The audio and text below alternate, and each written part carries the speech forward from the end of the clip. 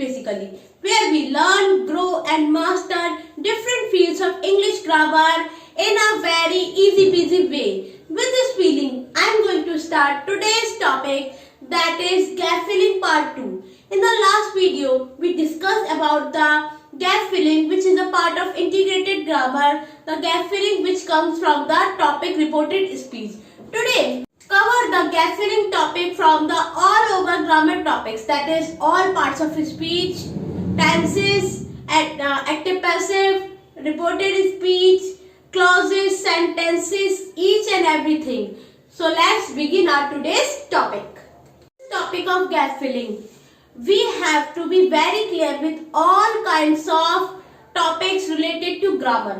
जितने भी हमारे ग्रामर के टॉपिक्स हैं हमें बहुत अच्छे से आने चाहिए, चाहे वो हमारे टेंसेस हो, एडवर्ब हो, एडजेक्टिव हो, प्रीपोजिशंस हो, कंजंक्शन हो, determiners, article, everything should be very clear in our mind.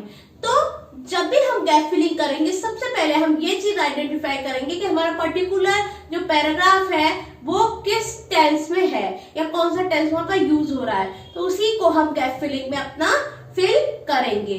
दूसरी चीज, आपके सारे टॉपिक्स माइंड में क्लियर होंगे तो आप फटाफट से जो भी प्रीपोजिशन आना होगा या जो भी कंजंक्शन आना होगा या XYZ कुछ भी जो टॉपिक से रिलेटेड आना हो वो आप गैप फिलिंग में फिल कर देंगे.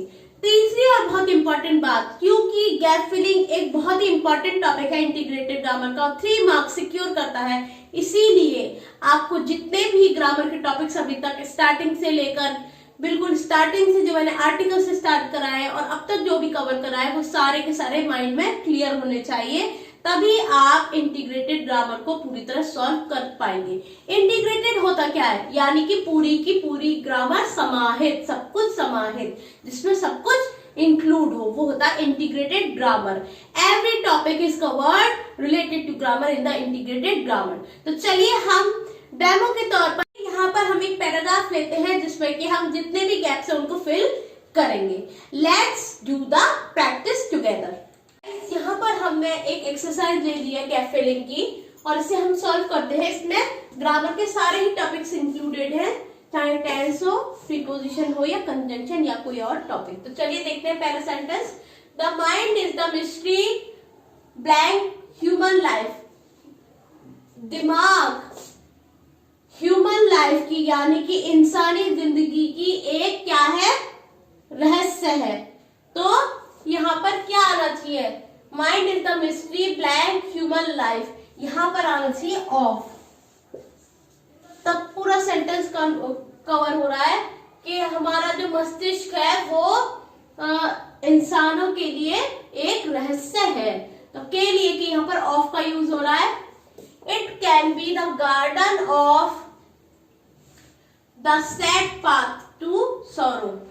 It can be the garden of person blank depressed. एक इंसान दुखी है. अब यहाँ पर हम दो चीजें लगा सकते हैं. देखिए टेंस का यूज करेंगे, हम जाएंगे वापस एक्टिव पैसिव में, और जब भी वहां मेन वर्ब की थर्ड फॉर्म दे रखी थी तो या तो हम इज एम आर लगाते थे या फिर कैन भी लगा सकते हैं.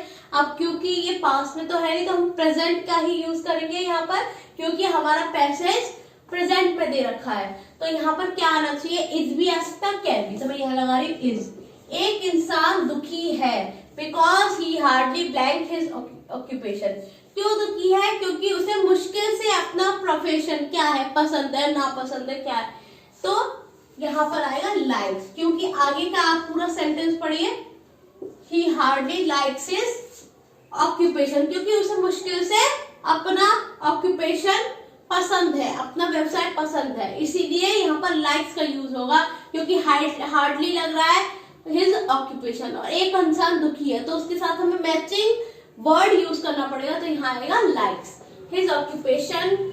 अनदर इज मिजरेबल, जबकि दूसरा दुखी है. क्यों दुखी है, जबकि. जबकि के लिए आएगा यहाँ पर while. While another is miserable because he dead. तो यहाँ पर क्या आएगा ब्लैंक के साथ, feels, because he feels dead. तो आप यहाँ पर कंप्लीट पैराग्राफ एक बार जरूर रीड करें और आपको पता चलेगा कि यहाँ आपको मुश्किल ही कोई चॉइस मिलेगी, आपको खुद ही अपनी इंटेलिजेंस से यहाँ पर गैप फिलिंग करनी होगी, खुद ही देखना पड़ेगा कि क्या शब्द यहाँ पर सुटेबल बैठेगा। कंप्लीट ग्रामर आप अच्छे से पढ़िए। तो देखिए आप कंप्लीट पैराग्राफ देखते हैं। The mind is the mystery of human life. दिमाग जो है ह्यूमन लाइफ का एक रहस्य है। It can be the garden of joy, ये खुशियों का एक गार्डन हो सकता है। Fill in the blank, the sad path to sorrow. तो यहाँ दो अपोजिट सिचुएशन है, इसलिए हमने और का यूज करा है। कंजंक्शन के टॉपिक पर जाइए। One person, fill in the blank, depressed. तो यहाँ थर्ड पर्सन ऑलरेडी यूज करा है, हम पैसिव वॉइस की तरफ गए, हमने इसका यूज करा क्योंकि पर्सन एक ही है। और ये पूरा पैराग्राफ हमारा प्रेजेंट में दे रखा है। Because he hardly fill in the blank his occupation, क्योंकि उसे मुश्किल से अपना ऑक्यूपेशन। अब भाई नापसंद तो हो नहीं सकता, पसंद ही, नापसंद को हम डिसलाइक्स तो लगा नहीं सकते, हम यहाँ पर लाइक्स वर्ड ही लगाएंगे क्योंकि ऑलरेडी हार्डली दे रखा है, क्योंकि उसे मुश्किल से अपना ऑक्यूपेशन पसंद है, व्यवसाय पसंद है।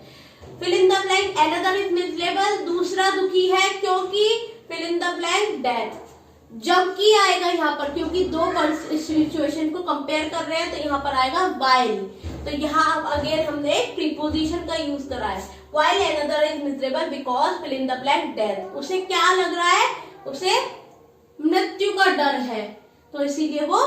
जब भी आप गैप फिलिंग की इस तरह के एक्सरसाइज सॉल्व करें तो जरूर देख लें कि पर्टिकुलर एक्सरसाइज कौन से टेंस में है। उसके बाद फिर तो ये इंपॉर्टेंट हो ही जाता है, क्योंकि इंटीग्रेटेड ग्रामर की एक्सरसाइज है, तो आपको ग्रामर के सारे टॉपिक्स अच्छे से क्लियर हो और अपने माइंड को बिल्कुल फ्री रख के इंटेलिजेंटली आप इन एक्सरसाइजेस को सॉल्व करें। आज की वीडियो में बस इतना ही। आपके लिए बस मैं यही सजेस्ट करूंगी कि आप गैप फिलिंग की एक्सरसाइज को सॉल्व कीजिए और ज्यादा से ज्यादा एक्सरसाइज सॉल्व कीजिए, जिससे कि आपको एक आइडिया हो और आप अपने एग्जाम में बहुत ही क्विकली इन एक्सरसाइजेस को सॉल्व कर लें। और फिर भी आपको कोई प्रॉब्लम आती है इन एक्सरसाइजेस को सॉल्व करने, तो please be free to ask me in the comment section. Till then, if you have really liked the video, then please press the like button, share the video as much as you can so that other students can also be benefited through the video. Subscribe my YouTube channel and please take care of yourself. Thank you. Sayonara.